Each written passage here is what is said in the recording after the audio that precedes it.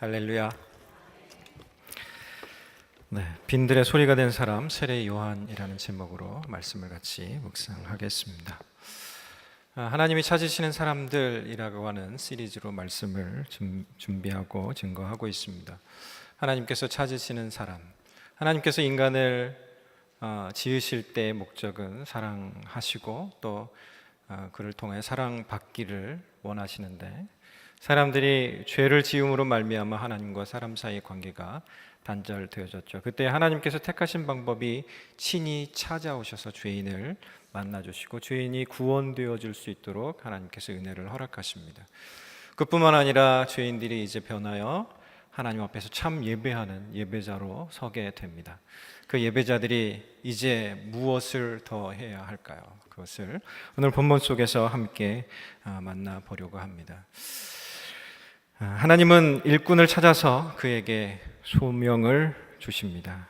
하나님께서 이사야 선지자에게 이렇게 말씀하시죠. 내가 또 주의 목소리를 들으니 주께서 이르시되 내가 누구를 보내며 누가 우리를 위하여 갈꼬 하시니 그때 내가 이르되 내가 여기 있나이다 나를 보내소서라고 이사야 선지자가 하나님의 음성을 듣고 하나님 앞에서 자기가 소명을 받게 된 것에 대해서 알게 됩니다.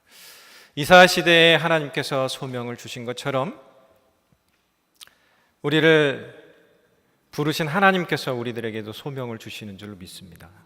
그렇다면 그 소명이라고 하는 것이 무엇일까?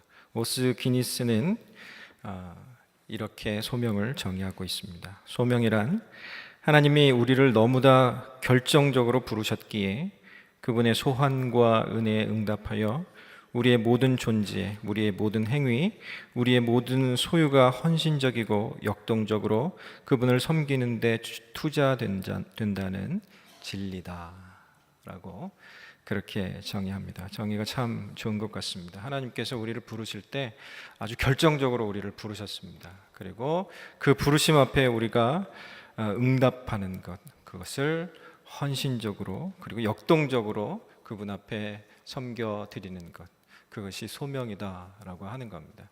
우리에게 소명 주신 분 앞에 그것을 같이 감당해야 할 줄로 믿습니다. 그 예를 이 오스 기니스는 이렇게 들고 있습니다. 이 진리, 소명은 세계 역사에서 위대한 도약의 원동력이었다. 시내산에서 있었던 유대 민족의 형성, 갈릴리에서 있었던 기독교 운동의 탄생, 16세기의 종교개혁과 그로 인한 근대 세계의 발흥이 그러한 예다.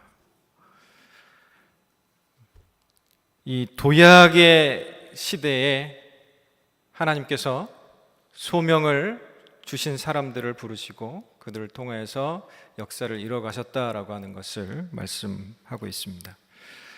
유대 민족들을 하나님께서 구성하실 때, 그리고 이 기독교가 새롭게 시작되어질 때, 그리고 종교 개혁을 통해서 기독교가 또다시 갱신되어질 때 하나님께서 그렇게 소명을 주셔서 그 일들을 하게 하셨다라고 하는 겁니다. 여러분 어떻습니까? 지금이 도약해야 할 때입니까? 아닙니까? 그냥 머물러 있어도 될 때입니까? 분명히 우리는 도약해야 할 시점에 있는 줄로 믿습니다. 개인적으로 그렇고요, 가정적으로 그렇고, 더 나아가서 교회 공동체가 도약해야 할 시점인 줄로 압니다. 그러하기 때문에 이 시점에 우리가 더욱더 확실히 우리들 속에 하나님께서 부여하신 그 소명이 무엇인지에 대해서 다시 살펴보고 그 소명을 따라서 사는 아름다운 삶, 하나님께서 인정하신 일꾼이 되어줄 수 있기를 간절히 소망합니다. 첫 번째, 하나님이 찾으시는 일꾼에게는 소명의식이 있습니다. 그 소명의식이라고 하는 것, 자기 안에 소명의식이라고 하는 것이 있는데요, 그것이 문제는 자발적으로 이것이 생겨나는 것이 아니라 이 안에 소명의식을 불어넣어 주시는 분이 있을 때야만 우리들 속에서 그 소명의식이 분명히 움직이고 그것을 통해서 뭔가 이뤄낼 수 있다라고 하는 것입니다. 그것은 첫 번째, 하나님의 말씀을 통해서 소명의식을 불어넣어 주십니다. 하나님께서 말씀을 통해서 우리 가운데 소명의식을 불어넣어 주신다라고 하는 겁니다. 오늘 본문 속에서 세례 요한이 가지고 있었던 소명의식, 그것은 무엇일까요? 23절에 나오고 있는 것처럼 나는 광야에서 외치는 자의 소리다 라고 하는 것. 그의 소명은 그것이었고 그가 그것을 의식하고 있었다라고 하는 겁니다. 19절 말씀을 보면 유대인들이 예루살렘에서 제사장들과 레위인들을 요한에게 보내어 네가 누구냐 물을 때 요한의 증언이 이러하니라. 사람들이 유대인들이 와서 세례 요한에게 묻습니다. 도대체 너는 누구냐?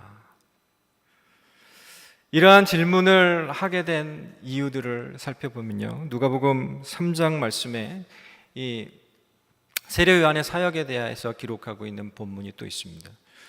3장 15절 말씀에 백성들이 바라고 기다림으로 모든 사람이 요한을 혹 그리스도인가 심중에 생각하니, 사람들이 궁금한 거예요. 세례 요한이 굉장히 놀라운 일들을 행하고 있는데 그렇다라고 하면 이 사람이 우리가 기다리고 있던 그리스도인가 라고 궁금해하는 거예요. 그래서 유대인들이 세례 요한에게 나와서 네가 누구냐라고 묻는 겁니다. 그때 오늘 본문 요한복음 1장 20절에서는 나는 그리스도가 아니라, 그러면 내가 엘리야냐? 내가 그 선지자냐? 아니라. 그렇다면 도대체 너는 누구냐? 우리를 보낸 이들에게 대답하게 하라.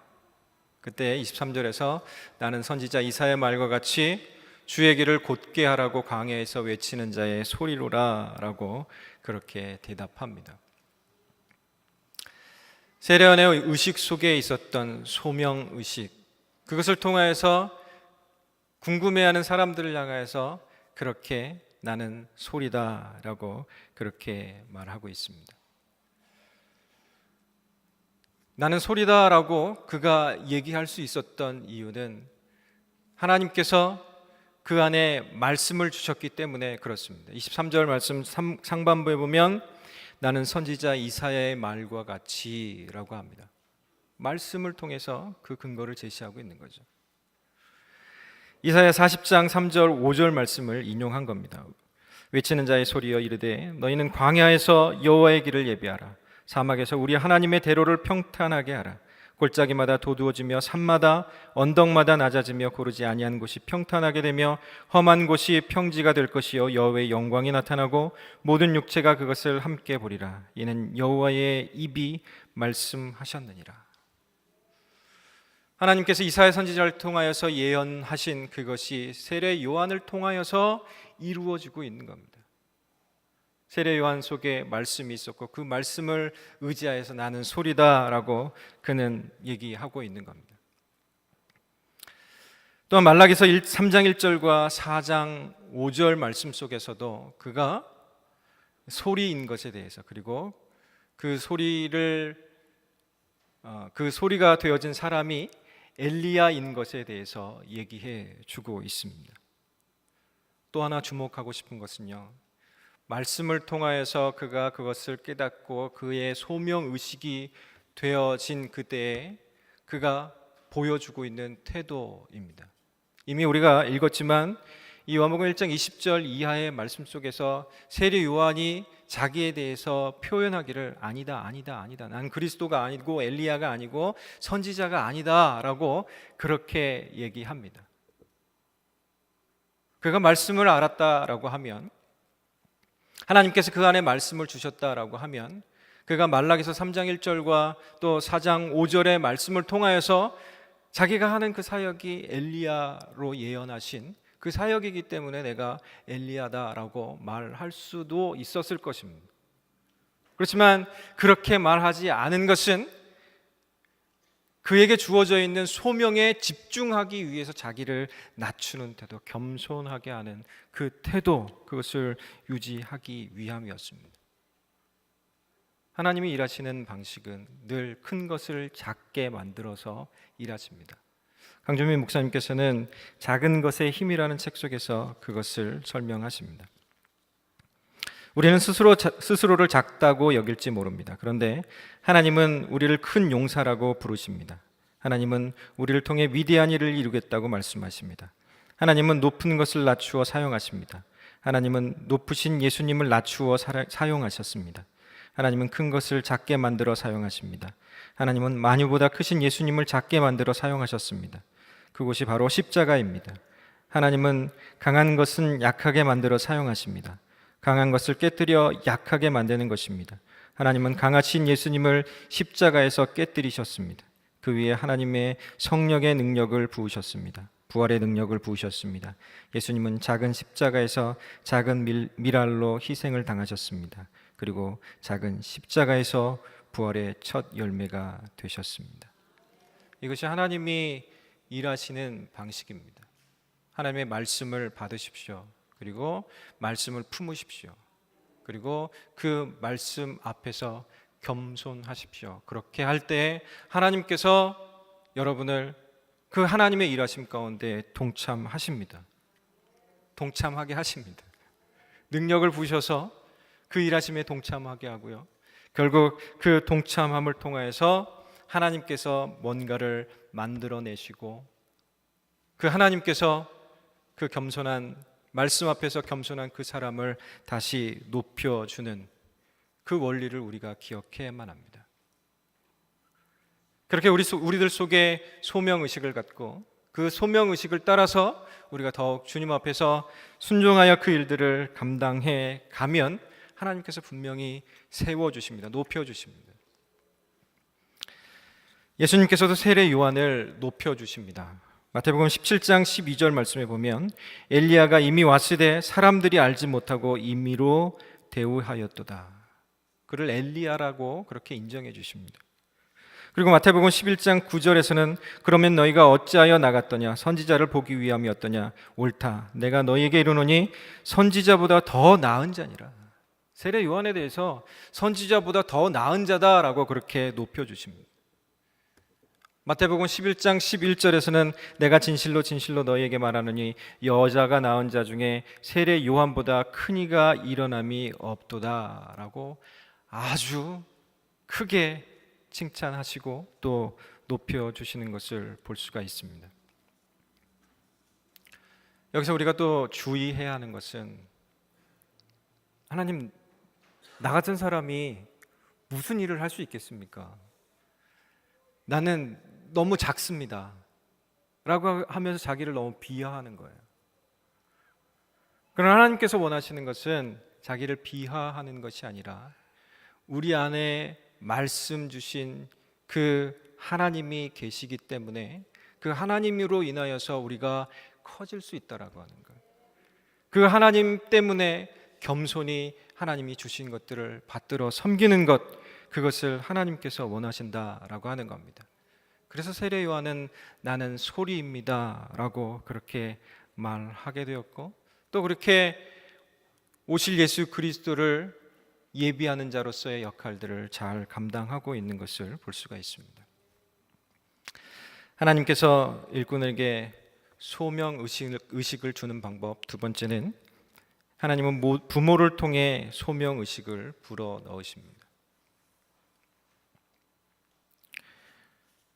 이 세례 요한의 엄마 엘리자베스가 세례 요한을 잉태했을 때 이 천사가 그 아버지 사가랴를 찾습니다. 그리고 사가랴에게 이러한 얘기를 합니다. 누가복음 1장 13절 17절 말씀을 보면 천사가 그에게 이르되 사가랴여 무서워하지 말라 너의 간구함이 들린지라 내 아내 엘리사벳이 내게 아들을 낳아주리니 그 이름을 요한이라 하라 너도 기뻐하고 즐거워할 것이요 많은 사람도 그의 태어남을 기뻐하리니 이는 그가 주 앞에 큰 자가 되며 포도주나 독한 술을 마시지 아니하며 모태로부터 성령의 충만함을 받아 이스라엘 자손을 주 곧 그들의 하나님께로 많이 돌아오게 하겠습니다. 그가 또 엘리야의 심령과 능력으로 주 앞에 먼저 와서 아버지의 마음을 자식에게 거스리는 자를 의인의 슬기에 돌아오게 하고 주를 위하여 세운 백성을 준비하리라 라고 천사가 이 사가랴에게 얘기합니다. 사가랴의 심중에 이것이 새겨져 있었던 것입니다. 모태로부터 성령의 충만함을 받아 이스라엘 자손을 주 곧 그들의 하나님께로 많이 돌아오게 하는 역할을 할 사람이 자기 와이프 뱃속에 잉태된 세례 요한이다 라고 한 사실을 이 마음속에 두고 있었어요. 그리고 나중에 태어났을 때 하나님을 향해서 이렇게 찬양합니다. 누가복음 1장 76절 80절 말씀을 보면 이 아이여 내가 지극히 높으신 이의 선지자라 일컬음을 받고 주 앞에 앞서가서 그 길을 준비하여 주의 백성에게 그 죄 사함으로 말미암는 구원을 알게 하리니 이는 우리 하나님의 긍휼로 인함이라. 이로써 돋는 해가 위로부터 우리에게 임하여 어둠과 죽음의 그늘에 앉은 자에게 비치고 우리 발을 평강의 길로 인도하시리로다 하니라. 아이가 자라며 심령이 강하여지며 이스라엘에게 나타나는 날까지 빈들에 있으니라. 라고 이 사가랴는 하나님을 향해서 찬양합니다.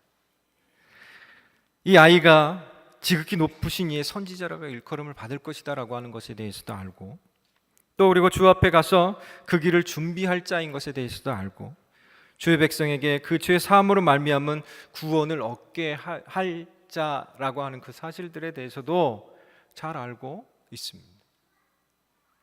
그러기 때문에 이 아버지 사가랴는 세례 요한이 자라는 동안에 그에게 네가 이 땅에 온 이유가 무엇인지 너는 아느냐? 이러한 일들이 있었는데 천사가 찾아오고 성령이 충만하여서 내게 이 벙어리가 되었다가 말을 못했다가 다시 말을 하게 되고 하는 그런 과정들을 겪으면서 어떻게 하나님께서 역사하셨는지 그런 것들을 설명해주고 네가 앞으로 이렇게 될 것이다 라고 하는 것에 대해서 가르쳤을 것이다 라고 하는 겁니다. 그렇죠. 우리가 삶을 살아가면서 우리들에게 자녀에게 이러한 것들을 가르쳐야만 합니다. 물론 모두가 세례 요한이 되지는 않을 것입니다. 그러나 우리의 자녀들이 자라는 동안에 네가 이 땅에 온 이유는 하나님께서 너를 이 땅에 보내셨다. 우리 가정에 보내셨다. 그래서 이 땅 가운데서 네가 살아가는 동안에 영향력을 끼치는 영적 리더로 서게 될 것이다. 주 예수 그리스도의 영향력을 끼치는 그런 리더로 서게 될 것이다 라고 하는 것에 대해서 계속해서 알려주는 것이 필요하다라고 하는 것입니다. 성경은 얘기하기를 세례 요한은 이 엄마 뱃속에 있는 그때부터 성령이 충만해 있다라고 그렇게 표현하고 있습니다. 그렇죠. 우리의 자녀들이 우리 눈에 보기에 굉장히 어려 보일 수도 있습니다. 그렇지만 그럼에도 불구하고 우리 자녀들이, 우리의 어린이들이 성령 충만하기를 위해서 기도해야 할 줄로 믿습니다. 자녀들을 위해서 기도해야만 합니다. 저희 아들이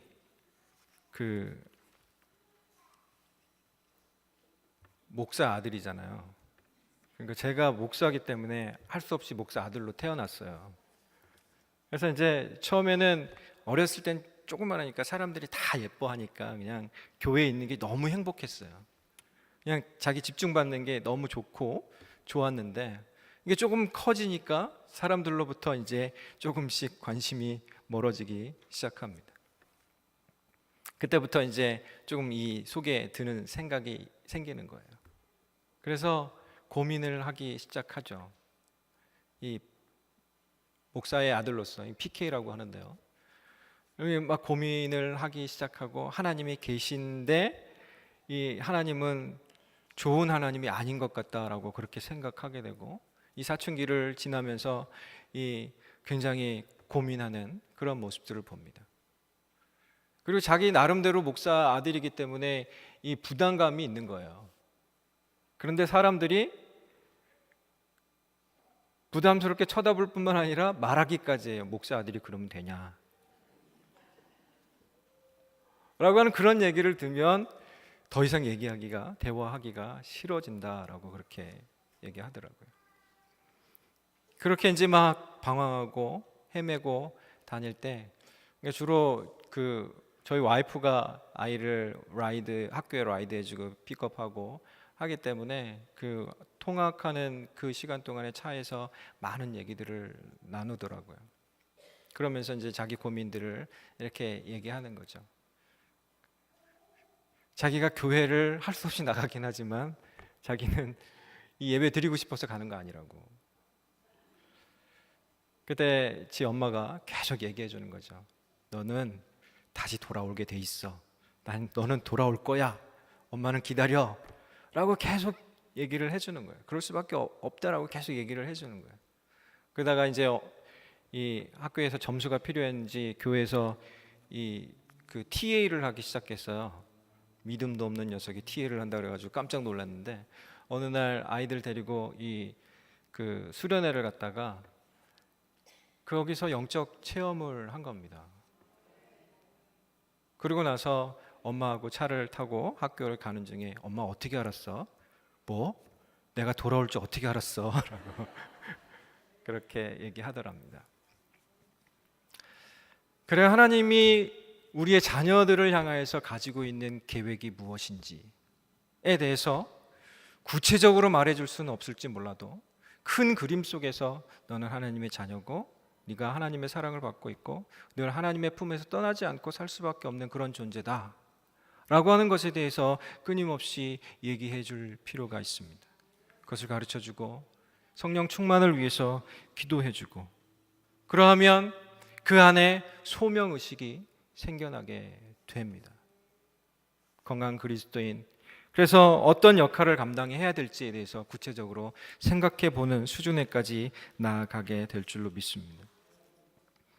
부모와 자녀의 관계에 대해서 얘기를 하니까 좀 폭이 좁죠. 성경에서는 부모의 자녀의 관계를 이 영적 자녀, 영적 부모의 관계로도 얘기하고 있는 것을 볼 수가 있습니다. 사도 바울에게도 영적 아들이 있었죠. 누구죠?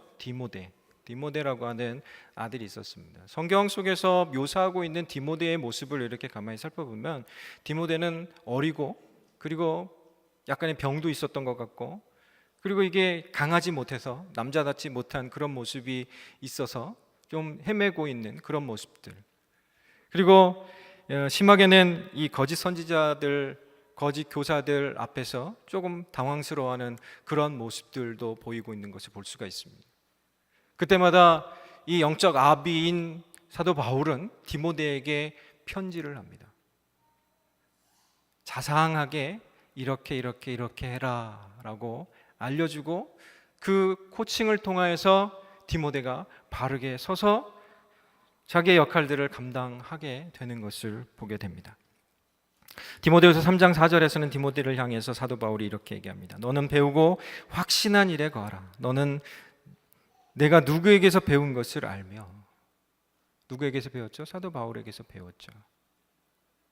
그리고 그 안에, 그 이하에 보면 그 안에 말씀이 있다라고, 네 안에 말씀이 있다라고 하는 것에 대해서 상기시켜 줍니다. 디모데전서 4장 5절 6절 말씀에서는 하나님의 말씀과 기도로 거룩하여짐이라. 내가 이것으로 형제를 깨우치면 그리스도 예수의 좋은 일꾼이 되어 믿음의 말씀과 내가 따르는 좋은 교훈으로 양육을 받으리라 라고 그렇게 또 가르쳐 줍니다. 어떻게 가르쳐야 되는지, 말씀과 기도로 그것을 해야 된다. 디모데전서 4장 10절에서는 이를 위하여 우리가 수고하고 힘쓰는 것은 우리의 소망을 살아계신 하나님께 두미니 곧 모든 사람, 특히 믿는 자들의 구주시라. 그 모든 것이 예수 그리스도께 달려 있음에 대해서 분명하게, 확실하게 얘기하고 있는 것을 볼 수가 있습니다. 성경에 묘사되어 있는 디모데의 모습, 어쩌면 좀 어리고 약한 모습일지 모르지만, 그러나 나중에 사도 바울이 순교한 이후에 에베소에서 목회하고 있는 동안에 그 사람들이 이 디아나 여신이라고 하는 곳에 제사를 드리고 있는 것을 보면 그것이 얼마나 잘못된 것에 대해서 된 것인지에 대해서 얘기하다가 돌에 맞아서, 몽둥이에 맞아서 순교하게 되는 것을 봅니다. 아마 어리고 연약해서 계속해서 코칭을 받지 않았으면 아마 그는 넘어졌을지도 모릅니다. 그러나 그가 그 안에 있는 소명을 늘 새롭게 할 수 있도록 코칭받는 그것을 인하여서 자기에게 주어진 그 소명을 끝까지, 순교하기까지 감당하게 되는 것을 볼 수가 있습니다. 저와 여러분에게도 그러한 소명이 있기를 간절히 소망하고 축복합니다. 다 순교하라는 얘기는 아니니까요. 너무 걱정하지 마시고요.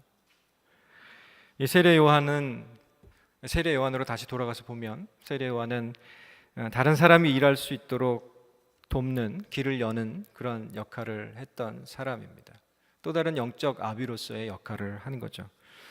오늘 보면 요한복음 1장 36절 37절 말씀 보면 예수께서 건의심을 보고 말하되 보라 하나님의 어린 양이로다. 두 제자가 그의 말을 듣고 예수를 따르거늘.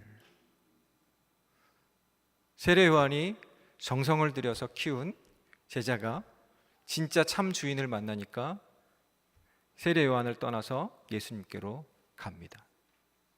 그때 세례 요한은 그대로 가게 놔둔 것을 볼 수가 있습니다. 세례 요한은 처음에는 제사장과 레위인에게 예수님에 대해서 증거합니다. 19절부터 28절 말씀에 보면 이 유대인들과 제사장들에게 예수님이 누구인지에 대해서 얘기합니다. 그리고 29절부터 34절에서는 일반 백성들에게 얘기를 하죠. 그리고 지금 읽었던 36절과 37절에서 보면 제자들에게도 예수님에 대해서 얘기하고 있는 것을, 증거하고 있는 것을 볼 수가 있습니다. 예수님에 대해서 제자들에게 증거할 때 목적이 무엇이었을까요? 이 얘기를 듣더라도 너는 예수님한테 따라가지 말고 늘 나한테만 있어야 돼 라고 하는 목적으로 가르쳤을까요? 아니면 나를 따라야 할 것이 아니라 예수님을 따라야 한다라고 그런 목적으로 가르쳤을까요? 분명히 그러한 목적으로 예수님을 따라야 한다, 예수님을 위해서 섬기고 살아야 된다, 그 너에게 주어진 또 다른 소명은 그것이다 라고 하는 것에 대해서 알려주기 위해서 그렇게 했을 것입니다. 그렇기 때문에 우리들도 우리의 자녀들 혹은 우리의 제자들에게 그러한 역할로서 감당해야 할 줄로 믿습니다. 몇 년 전에 교회에서 그 멕시코의 샌퀸틴이라고 하는 곳으로 단기 선교를 갔다 온 적이 있습니다. 그때 자녀들을 많이 데리고 갔어요. 그 부모들이 그 평상을 짜준, 거기에는 환경이 열악하기 때문에 나무로 침상을 짜주는, 그래서 수십 개 만들어 짜주는 그런 일들을 했었는데, 그때 이제 자르고 못을 박고 페인트 칠하고 하는 그런 일들을 아이들과 같이 했습니다. 근데 아이들이 페인트 칠을 할 수 있도록 부모들이 이렇게 돕더라고요. 막 옷에 페인트를 묻히고 막 그런데도 그냥 그것을 하게 해주는 거예요. 사실은 이 뭐라 하기 귀찮으니까 이때다 하고 이렇게 풀어놓은 것이었는지도 모르겠는데, 어찌되었든 간에 자녀들이 뭔가 해볼 수 있도록 계속해서 기회를 주는 것, 자녀들이 선교에 동참할 수 있도록 계속해서 기회를 주는 것, 자녀들이 계속해서 하나님의 일들을 할 수 있도록 기회를 주는 것, 더 나아가서 뒤따라오는 후배들이 하나님을 위해서 뭔가 할 수 있도록 길을 열어주는 역할, 새로 믿는 사람들이 하나님을 위해서 뭔가 할 수 있도록 길을 열어주는 그런 역할, 세례 요한이 한 것처럼 그런 역할들을 하는 것이 우리의 할 일인 줄로 믿습니다. 하나님께서 우리 안에 부모의 마음을 주셔서 우리들 속에 소명의식을 새롭게 하시고 그 소명을 위하여서 살아갈 수 있도록 그렇게 인도하시는 줄로 믿습니다. 이제 우리에게 소명의식을 주신 하나님께서 우리를 일꾼으로 찾아 부르시고 그 소명을 주실 때 목적도 함께 주십니다. 하나님이 찾으신 일꾼에게 소명을 주신 목적이 있습니다. 요한복음 1장 말씀을 이렇게 보면요, 요한복음 1장 1절부터 5절까지 해서 이 선언을 합니다. 말씀이 하나님이시다 라고 선언을 합니다. 그리고 나서 6절과 8절에서 이 요한이 증언한다 라고 그렇게 표현을 하고 있습니다. 그리고 또 9절부터 14절에서는 참 빛이 오셨다, 참 빛인 예수님이 오셨다라고 하는 것에 대해서 선언한 다음에 15절에서 또 요한이 그에 대해서 증언한다 라고 하는 표현을 하고요. 또 16절부터 18절에서 은혜와 진리는 예수 그리스도로 말미암는다라고 하는 진리를 선포하고 난 다음에 선언한 다음에 그 다음에 19절에서 또 요한의 증언이 이러하니라 라고 그렇게 얘기합니다. 계속해서 선언, 그리고 요한이 증언하고 선언하고 증언하고 선언하고 증언하고 하는 것들을 계속해서 반복합니다. 19절에서 요한이 증언한다라고 그렇게 얘기한 것처럼 32절에서도 요한이 또 증언하여 이르되, 또 34절에서 내가 보고 그가 하나님의 아들이심을 증언하였다라고 하면서 시종일관 이 세례 요한이 증언하는 사람인 것에 대해서 묘사하고 있습니다. 계속해서 그렇게 자기를 표현하고 있죠. 그것은 세례 요한이 예수님만을 강조하고 있다라고 하는 사실입니다. 또 어떻게 강조하냐면요, 곧 내 뒤에 오시는 그이라라고 하는 말이 계속해서 반복됩니다. 15절 또 27절 30절 말씀에서 계속해서 내 뒤에 오시는 이가 있다라고 하는 그 말씀을 계속해서 세례 요한이 하고 있습니다. 더 나아가서 요한복음 1장 32절부터 34절 말씀을 보면 요한이 또 증언하여 이르되 내가 보매 성령이 비둘기같이 하늘로부터 내려와서 그의 위에 머물렀더라. 나도 그를 알지 못하였으나 나를 보내어 물로 세례를 베풀라 하신 그이가 나에게 말씀하시되 성령이 내려서 누구 위에서든지 머무는 것을 보거든 그가 곧 성령으로 세례를 베푸는 이인 줄 알라 하셨기에 내가 보고 그가 하나님의 아들이심을 증언하였노라 하니라 라고 세례 요한이 그렇게 확장해서 얘기하고 있습니다. 그런데요, 이 요한복음을 이렇게 전체적으로 보면요, 이 요한복음 1장에서는 예수님을 위한 증인이 세례 요한으로 등장하지만 요한복음 15장에 가면 예수님을 증언하는 분이 바뀝니다. 요한복음 15장에서는 요한복음 15장 26절 말씀을 보면 내가 아버지께로부터 너에게 보낼 보혜사 곧 아버지께로부터 나오시는 진리의 성령이 오실 때에 그가 나를 증언하실 것이요. 성령님께서 친히 예수님을 증언하신다라고 그렇게 표현하고 있습니다. 세례 요한이 예수님 오기 전에 증언했죠. 예수님 오신 이후에 성령이 예수님에 대해서 증언합니다. 오늘날도 성령이 예수님을 증언하는 줄 믿습니다. 성령님의 사역 제일 첫 번째로 중요한 것 들면 성령님의 사역 첫 번째는 바로 예수님을 증언하는 거예요. 우리에게 소개하는 것이고요, 우리로 예수 그리스도에 대해서 알게 하는 것이고요, 예수 그리스도를 믿게 하는 것이고요, 그 믿음 안에서 구원으로 나아갈 수 있도록 하시는 사역이 성령님의 사역입니다. 그런데 사도행전 1장 8절로 가면 오직 성령이 너희에게 임하시면 하면서 너희가 권능을 받고 예루살렘과 온 유대와 사마리아와 땅끝까지 이르러 내 증인이 되리라 하시니라. 세례 요한이 그 증인의 역할을 했죠. 그리고 더 나아가서 성령께서 친히 그 증인의 역할을 하셨습니다. 그리고 우리 안에 성령이 임해서 성령이 충만함을 인하여서 우리가 또 예수 그리스도의 증인으로 서게 되었다라고 하는 것입니다. 이것이 축복인 줄로 믿습니다. 이 옛날에 어떤 하인이 있었는데 그 하인에게 주인이 심부름을 시키는 거예요. 이게 저희 돌아가신 할아버지로부터 든 옛날 얘기인데요, 그 하인에게 내일 새벽같이 일어나서 어디 좀 다녀와라 라고 그렇게 얘기를 한 거예요. 그래서 그 하인이 일찍부터 잠을 자고 새벽에 일찍 일어나야 되니까 잠을 자고 다 준비를 해놓고 새벽같이 일어나가지고 얼른 갔다가 저녁역에 돌아왔습니다. 그때 그 하인이 칭찬을 받았을까요? 혼났을까요? 혼났어요. 왜 혼났을까요? 무엇을 하라는 얘기를 안 듣고 그냥 갔다 온 거예요. 네. 말도 안 되는 얘기지만 우리가 소명을 받았을 때에는 그 소명을 주신 목적에 대해서 분명히 알지 못하면 헛되이 힘만 쓰다가 그냥 가는 일이 발생할 수도 있다라고 하는 겁니다. 세례 요한 속에 성령님을 통하여서 불리움받은 우리들 속에 하나님께서 소명을 주시고 그 소명을 따라서 뭔가 일을 할 때 하나님께서 부르신 그 목적들을 분명히 알고 감당해야 하는 줄로 믿습니다.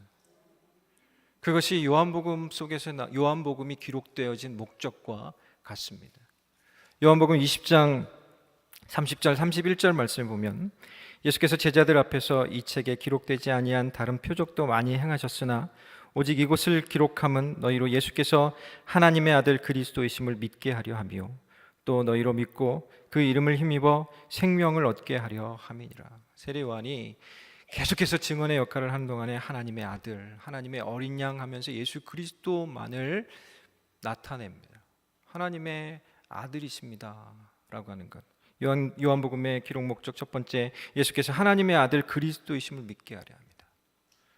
예수님이 하나님의 아들이시다라고 하는 것에 대해서 우리가 그 목적 의식을 가져야 됩니다. 두 번째는 너희로 믿고 그 이름을 힘입어 생명을 얻게 해요.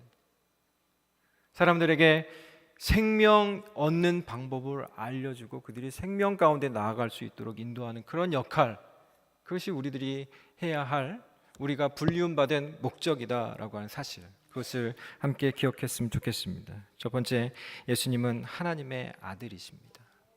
요한복음 1장 1절 말씀에 보면 태초에 말씀이 계시니라. 이 말씀이 하나님과 함께 계셨으니 이 말씀은 곧 하나님이시니라. 또 요한복음 1장 14절에서는 말씀이 육신이 되어 우리 가운데 거하심에 우리가 그의 영광을 보니 아버지의 독생자의 영광이요 은혜와 진리가 충만하더라. 이 두 구절을 좀 쪼개서 비교해 보면요, 1절 상반절과 14절 상반절을 비교해 보면 태초에 말씀이 계시니라. 그런데 그 말씀이 육신이 되었습니다 라고 얘기하고 있는 거예요. 또 1절 중반절과 14절 중반절을 비교해 보면 이 말씀이 하나님과 함께 계셨으니, 그런데 그 말씀이 우리 가운데 거하십니다. 그리고 1절 하반절과 14절 하반절을 비교해 보면 이 말씀은 곧 하나님이시니라. 그런데 그 말씀이 그의 영광을 보니 아버지의 독생자의 영광이여 은혜와 진리가 충만하다라고 그렇게 말씀하고 있습니다. 우리 하나님이, 우리 주 예수 그리스도가 저 멀리 계십니까? 우리 가운데 계십니까? 우리 가운데, 우리 가까워에 있는, 우리와 동행하시는 하나님, 우리와 늘 함께 하시는, 우리와 함께 하심을 약속하신 것을 신실하게 지키시는 하나님, 그분이 우리의 하나님이고 우리 주 예수 그리스도시고 라고 하는 것에 대해서 알리는 역할, 그것을 위해서 하나님께서 우리를 소명 주어 부르셨다라고 하는 그 사실들을 우리가 함께 기억할 수 있기를 간절히 소망합니다.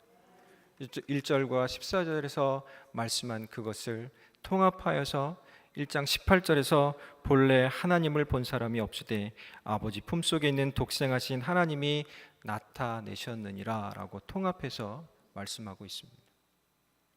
그렇죠. 이제는, 전에는 사람들이 보지 못했지만 이제는 우리 안에 함께 하시는 예수 그리스도를 느낄 수 있고 또 그리고 알릴 수 있는 그러한 은혜와 축복이 우리 가운데 있음을 인하여서, 그것을 인하여서 감사하고 그것을 또 기쁨으로 감당하는 저와 여러분 되기를 간절히 소망합니다. 두 번째는 예수님을 믿고 그 이름을 힘입어 생명을 얻는다라고 하는 것, 그것이 우리들의 목적이 되어야만 합니다. 하나님의 아들이 세상 죄를 지고 갑니다. 세례요한은 세상 죄를 지고 가는 하나님의 어린 양에 주목합니다.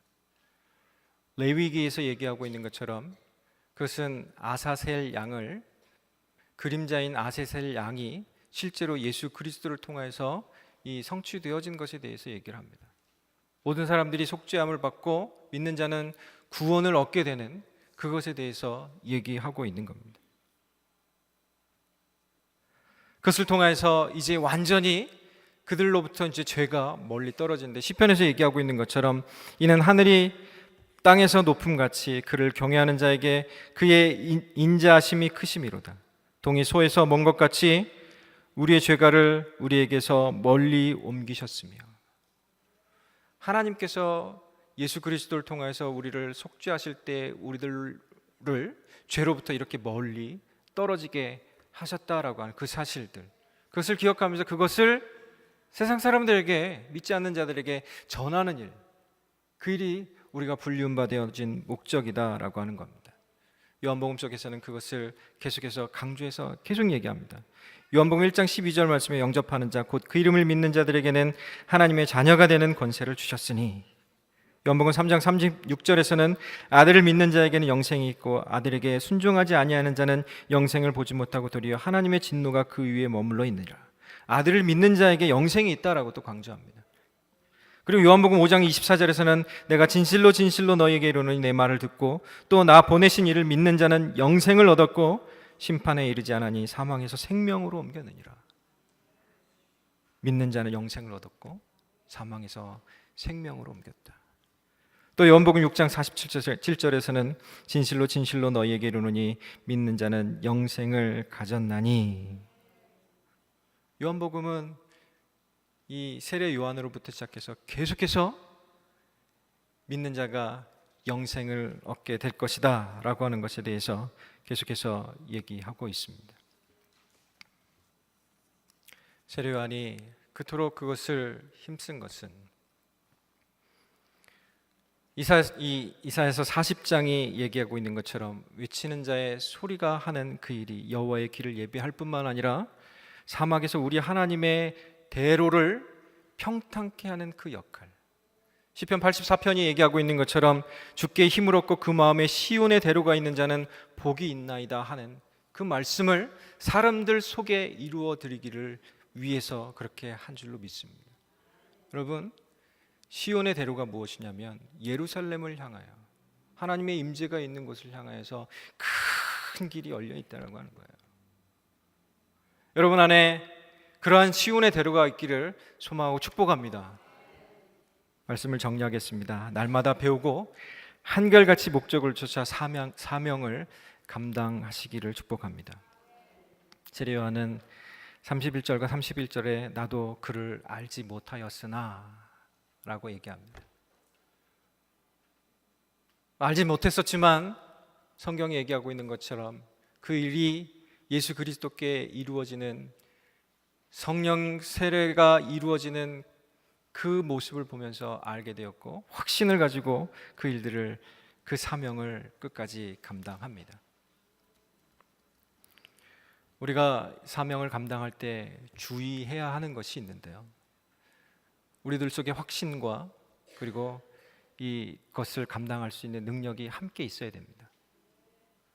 확신은 있는데 능력이 없으면 이 심각한 착각을 하고 있는 것 같이 될 수도 있습니다.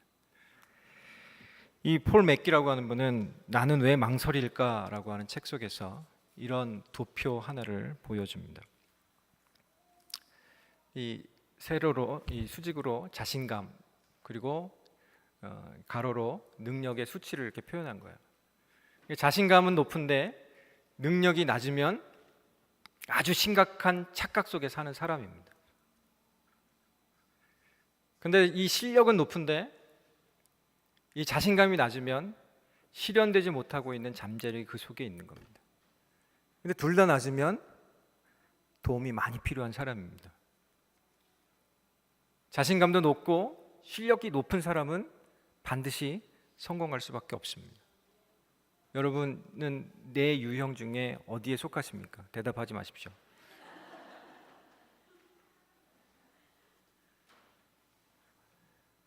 날마다 배움을 통해서 우리의 실력을, 능력을 개발해야만 합니다.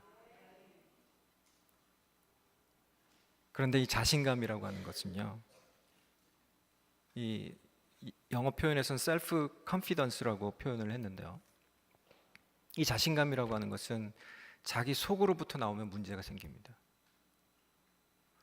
우리 안에 소명을 주신 성령님의 능력을 통하여서 개발되어야만 합니다. 거기서 오는 확신, 그러한 자신감을 통하여서 우리가 그것을 감당하되, 이 하고자 하는 열정, 자신감, 확신, 이런 것들이 있는데 전혀 배우지를 않고 무작정 뛰쳐나가면 굉장히 착각 속에서 왜 안 되지? 왜 안 되지? 나는 왜 안 되지? 라고 하는 그런 모습으로 갈 수밖에 없다라고 하는 겁니다.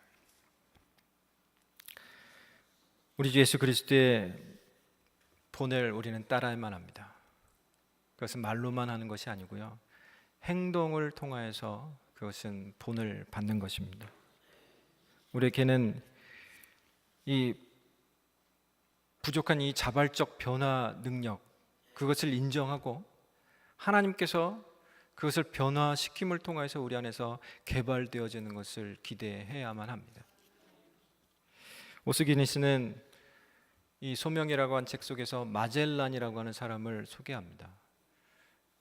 고등학교 때 공부를 열심히 하시는 분들은 마젤란이 누군지 아실 겁니다. 저는 공부를 잘 안 해가지고 다 잊어버리고 있었는데 책을 보다가 생각이 났어요. 이 마젤란이 이 배로 처음으로 세계 일주를 한 사람입니다. 처음에 256명의 선원들과 함께 이 세계 일주를 시작했어요. 그런데 이 돌아올 때는 배 한 대만, 그리고 18명만, 그리고 심지어 마젤란도 돌아오지 못하는 그 팀이 세계 일주를 한 거죠. 굉장히 힘들고 어려운 상황들이 한 번도 접해보지 못했기 때문에 그런 상황들이 많이 있었을 거예요. 그때마다 이 마젤란이 했던 말이 계속해서 항해하라, 계속해서 항해하라 라고 하는 그 말을 한 겁니다. 그 목적을 이루기 위해서 일편단심 그 일들을 한 거죠. 오스기니스는 마젤란에 대해서 이렇게 표현합니다. 마젤란의 성품은 완전함과는 거리가 멀었고 그의 세계는 우리의 세계와 매우 달랐다. 그러나 그는 영웅적인 일편단심, 결코 위축되지 않는 확신, 칭찬이든 배척이든 어느 것에도 상관하지 않는 단호함, 실망과 패배와 죽음에 대한 과감한 도전 등으로 불굴의 정신을 확실하게 보여주었다. 마젤란을 이렇게 칭찬하지만 정말 일편단심, 불굴의 의지를 가지고 이 땅을 살으셨던 분, 우리 주 예수 그리스도를 우리가 본받아야 할 줄로 믿습니다.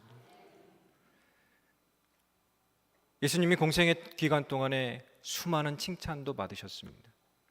그리고 말로 다 할 수 없는 배척도 받으셨습니다. 칭찬의 때에는 이분을 우리의 왕으로 세우자라고 하면 사람들이 막 쫓아다녔습니다. 그때 오히려 예수님은 한적한 곳에 가셔서 하나님께 기도합니다. 배척당하실 때 때로는 힘들어하기도 하셨지만 그럼에도 불구하고 이것이 아버지의 뜻이라면 이 잔을 내게서 옮기지 마십시오. 받겠습니다. 하면서 십자가를 끝까지 지셨습니다. 왜요? 여기에 있는 저와 여러분을 구원하시기 위해서. 이제 그것을 우리가 배워야 할 줄로 믿습니다. 예수님께 그것을 배워서 우리를 부르신 그 소명에 따라서 마땅히 그것을 감당을 함을 통하여서 하나님이 기뻐하시는 그 생명 살리는 역사로까지 나아가는 저와 여러분, 우리 새생명 비전교회가 될 수 있기를 간절히 소망하고 축복합니다. 하나님 감사합니다. 하나님께서 오늘도 소명 주어 하나님의 일을 함께 감당할 사람을 찾는 줄로 믿습니다. 하나님, 우리가 그 한 사람 되기를 소망하오니 연약한 우리를 찾아오신 주님께서 우리 가운데 성령으로 충만케 하여 주시고 충만한 가운데 하나님께서 맡기신 것을 온전히 감당하여 드릴 수 있도록 주님 인도하여 주시옵소서. 주님께서 함께 하심을 믿고 감사드리며 예수님 이름으로 기도드리옵나이다. 아멘.